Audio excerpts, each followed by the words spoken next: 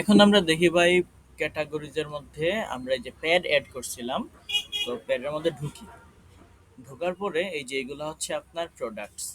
তো প্রোডাক্টসের মধ্যে আমি ধরেন এই যে লিল লেটস রেগুলার এইটাতে ঢুকছে, একটা প্রোডাক্টে ঢুকতেছি। ঢোকার পরে এই যে আপনার এখানে ব্র্যান্ড হচ্ছে লিল লেটস।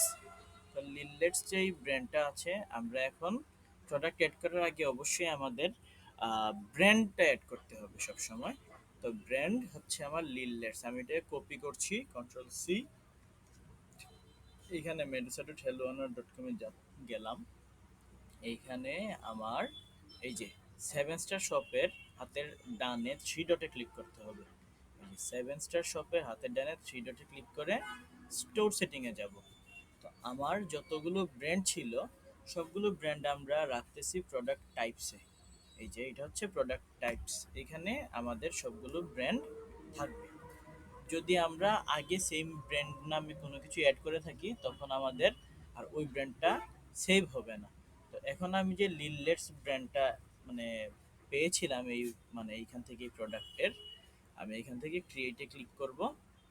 এখানে একটা ভ্যালিউ দিব যেটা আমি কপি করে রাখছিলাম লিললেটস।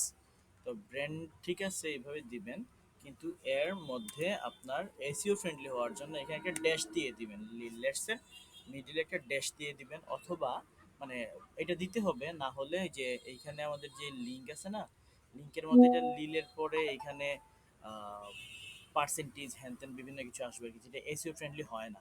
তো সেক্ষেত্রে এইরকম একটা ড্যাশ দিয়ে তারপর ক্রিয়েটে দিয়ে দিবেন। এই যে আমাদের ব্র্যান্ড ক্রিয়েট করা হয়ে গেছে। এটা হচ্ছে আমার ব্র্যান্ড ক্রিয়েটের যেই সিস্টেমটা সেটা।